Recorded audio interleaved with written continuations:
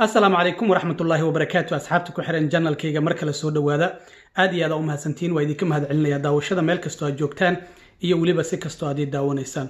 وأفري لباتنك بش كوبي تبنا سنة كلبض كوني كوبي لباتنك أربعة يا سيدة ماني سقميسنا ويسوق جلسة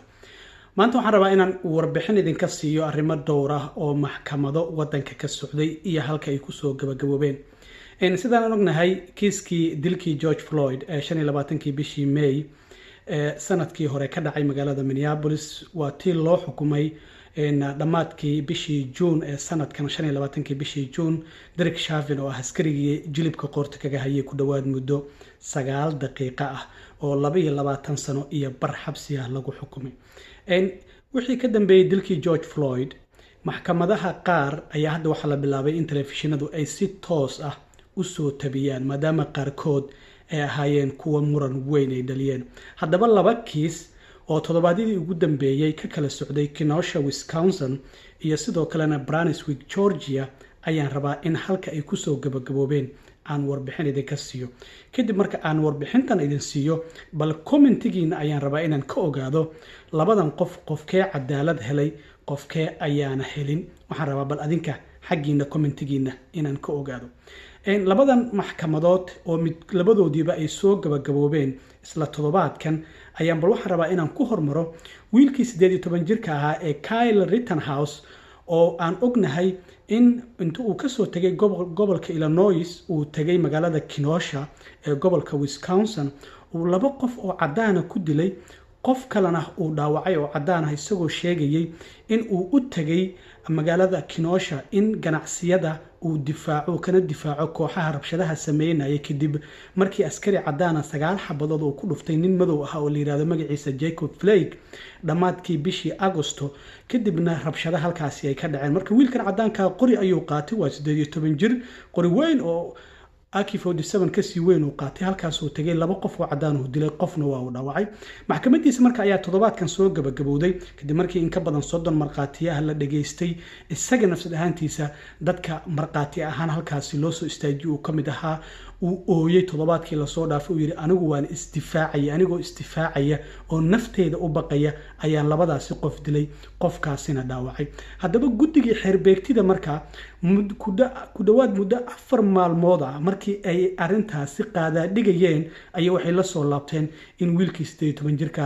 uusan wax dambiya lahayn oo uu istifaacay waliba muuqaaladii ayay dalbadeen markuu dadka tooganayay oo waliba dadka uu dilay labada qof oo dilay mid kamid ah 4 xabadood ayuu ku dhuftay marka guddigii waxay yiraahdeen wax dambiya ma lahan Kyle Rittenhouse 19 bishan ayuu xukunkaasi dhacay wuuna istifaacayay sida darteed ayaa waxa haddaba dadka cadaanka qaar kamid ah senatarada waxay leeyihiin wiilka yarka waa Casey oo istifaacayay waa in sidoo kalena juniorka da'da yar ee Congress-ka lagu soo daraa xubno badan oo kamid yahay Matt Gaetz waxa kamid ah Lauren Boebert waxa kamid ah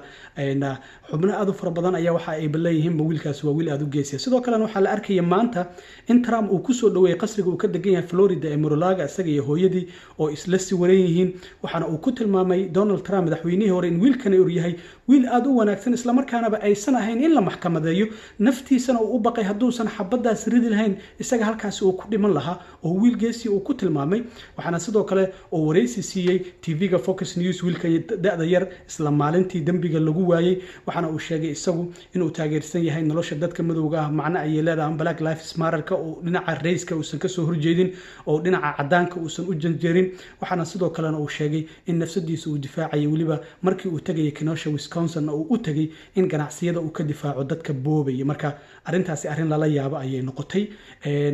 waxaana sidoo kale aqalka cad ay ka hadlayeen sheegeen inay qadarinayaan go'aanka ay juuriga ama xeerbeegtidu ay gaareen laakiin waa lagu kala qaybsamay arintaasi oo wax la leeyahay qoyskii labada qof ay ka dhinteen qoysaskii cadaalad ma aysan helin laakiin wiilkan waxa kiiskiisa uu ku soo gabagoobay in dambi lagu waayay oo istifaacista uu istifaacayay ee halkaasi ay go'aanku sidaas noqday marka bal adiga ayaa ka rabnaay laba qof ayaa dhintay qofna waa u dhaawacmay wiilkan yarkan waxa la yiri isaga istifaacayay ma cadaalad ayuu asagu helay mise sidoo kale dadkii uu dilay qoysaskoodii ayaa cadaalad darre helay bal commentiga nagu la wadaag laakiin kiiskan u socdo waa kiis maanta xeerbeegtida ay go'aan ka gaartay kiiskan waxa uu ku lug leeyahay wiil yar oo madow ah oo 25 jira oo magaciisa la yiraahdo Ahmaud Arbery wiilkan waxaa dilay laba qof oo isdhalay wiil iyo aabihii iyo nin kale oo daris lahaa oo isaguna markii toogashadu ay dhacaysay muuqaal duubay ayaa maxkamad lasoo taagay. weliba waxaa la arkay maxkamadaasi lama soo taagi lahayna muuqaalkaasi ayaa 2 bilood kadib la arkay markuu wiilkaasi dhintay, kadib ayaa dabagal lagu sameeyey oo la soo xiray.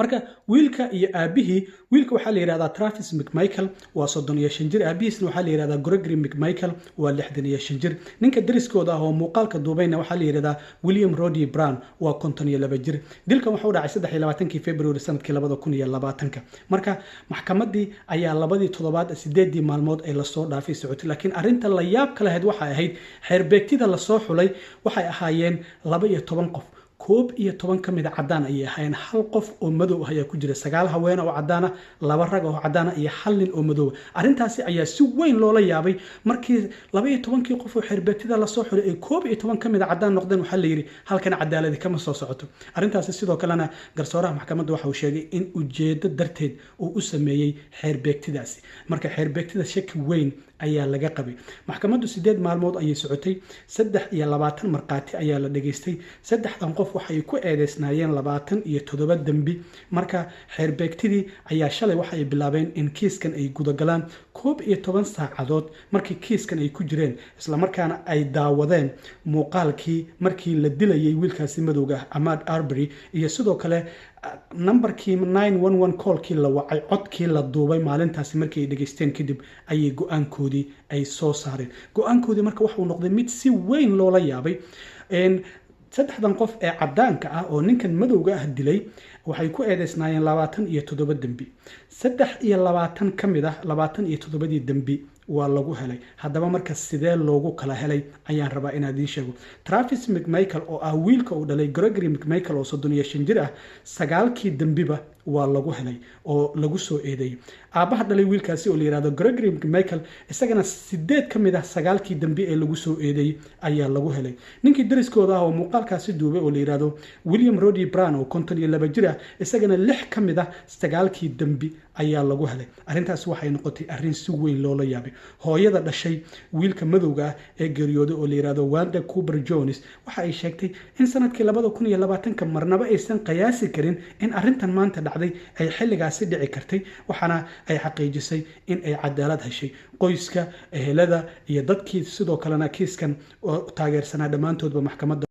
ayay ku hordabaaldegeen, isla markaana 3 nin oo jeebaysan ayaa maxkamadda laga waday oo xabsi loo taxaabay. waa ay racfaan ayay ka qaadan karaan arintan, laakiin arintan waxay noqotay arin si weyn loola yaabay. 3 nin oo cadaan ah oo ku eedeysan dilka wiil yar oo madow ah oo haddana xeerbeegtida 12 ka mid ah ay ahaayeen cadaan oo hal qof oo madow ah, in xukunkii ay la soo laabteen uu noqday in 27kii dambi ay ku eedeysnaayeen 23 ka mid ah lagu helay. arintaasi waxay noqotay arin si weyn loola yaabay. madaxweyne Joe Biden arintaasi waa uu soo dhaway, waxaana uu ku tilmaamay in ay tahay in cadaaladda dalka Mareykanka weli ay shaqaynayso, waxaana loo baahan yahay yiri in sidoo kale wax badan la qabto ayaa loo baahan yahay. marka waxa la leeyahay 3 nin oo haddii xukunkoodu waxa uu noqon karaa in noloshooda inta ka dhiman xabsi ay ku dhamaystaan, weliba aan cafis lahayn oo aan laga cafin karin. sidoo kalena madaxweyne ku-xigeenka waddanka Kamala Harris iyaduna waxay ku tilmaantay in xukunkaasi uu ahaa mid muhiim ah, isla markaana waxa ay sheegtay weli howl badan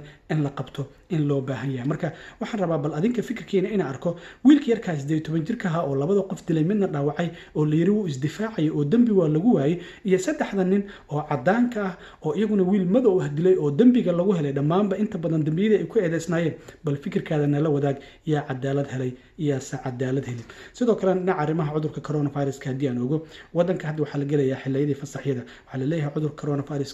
aad ayuu u soo laabanaya markii shanaad ee waddanka. in ka badan 21 gobol ayay kiisasku sare u sii kacayaan. gobolka Minnesota oo Soomaalidu ay degan tahay gobolada kiisaska ugu badan laga helayo ayuu ku jiraa. marka hadda dadka safraya waxaa la leeyahay oo xiliyadan fasaxa Thanksgiving-ka, Christmas Eve-ka iyo sidoo kalena Christmas-ka nafsad ahaantiisa waa Happy New Year-ka, waxaa la leeyahay ilaa 53 milyan ayaa la filayaa inta Thanksgiving-kan oo kaliya ay safraan. Hay'adda TSA-da oo garoomada wadanka joogta isla markaana dadka markay safrayaan baaritaanka marsiiso waxay leeyihiin ilaa ay jimcihii ilaa ay hadda laga soo bilaabo maalin kasta 2 milyan oo qof oo ka badan ayaa garoomada wadanka lagu baarayay oo safraysay. sidoo kale dhinaca dhulka ayaa waxaa la filayaa 48 milyan inay ku safraan oo baabuurta ay drive gareeyaan, laakiin gaaska ayaa cirkaasi ku jira sida aad la socotaan. waxaan ognahay in meelaha qaar $3 uu kor u dhaafay, meelaha qaar $4 uu garay, gobolada qaarna $5 ilaa $6 uu ku dhadhow yahay. marka madaxweyne Joe Biden oo arrintaasi ka jawaabay ayaa shalay waxa uu ku dhawaaqay in dowladda Mareykanka ay fasaxayso kaydkii shidaalka ee wadanka Mareykanka u yeelay ilaa iyo 50 milyan oo fuusto oo shidaalkii kaydka ah ayaa la fasaxaya. madaxweynuhu waxa uu yiri maadaama aan shidaalkaasi kaydka ah aan ogolaanay in la isticmaalo, macnaheedu maahan in si dhaqso ah sicirka gaaska amaba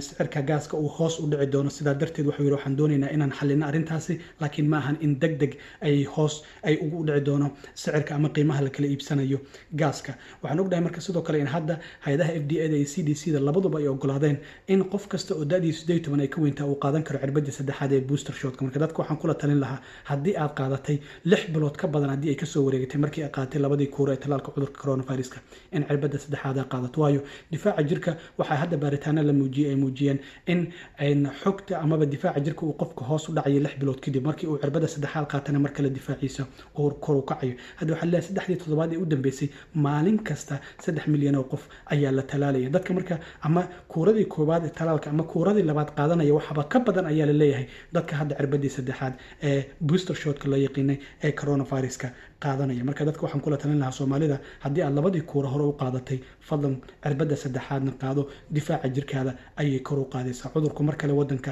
ayuu kusoo laba kacleynaya, gaar ahaan xilliga hadda qabowga uu bilaabanayo oo barafka bilaabanayo. waxaa laga cabsi qabaa mar kale hir kale oo la leeyahay waaba hirkii shanaad inuu ku dhufto guud ahaan wadanka, oo hadda gobolada qaar ICU-da ay buuxaanba oo goobihii dadka lagu xanaaneynayay ay buuxsameen. Minnesota-na waxaa la leeyahay gobolada ugu badan hadduunaba ahayn gobolka ugu badan ee hadda kiisaska laga helayo waxa uu ka mid yahay gobolada ugu badan ee kiisaska cudurka coronavirus-ka hadda laga helayo. marka arrintaasi ayaan rabay inaan idinla wadaago. aad iyo aad ugu mahadsantihiin daawashada, waan idinka mahad celinayaa meel kastoo aad joogtaan. haddii aad nala joogtay mahadsanid, haddii aad nagu cusubtaa fadlan janaalka subscribe saar, gambalaalkana furo si aad uga mid noqoto dadka u horeeya hela marka warbixinada aan soo geliyo. asxaabtaadana la wadaag si uga faa'iideystaan sida adiguba aad uga faa'iideysatay. sidoo kalena muuqaalkan haddii aad dhamaysta hilmaamin inaad like saarto, like to dad badan inuu muuqaalkan gaaro ayay naga saacidaysaa. intaan mar kale kulmi doono waa saaxiibkiin cilmi waaro idinla sida iyo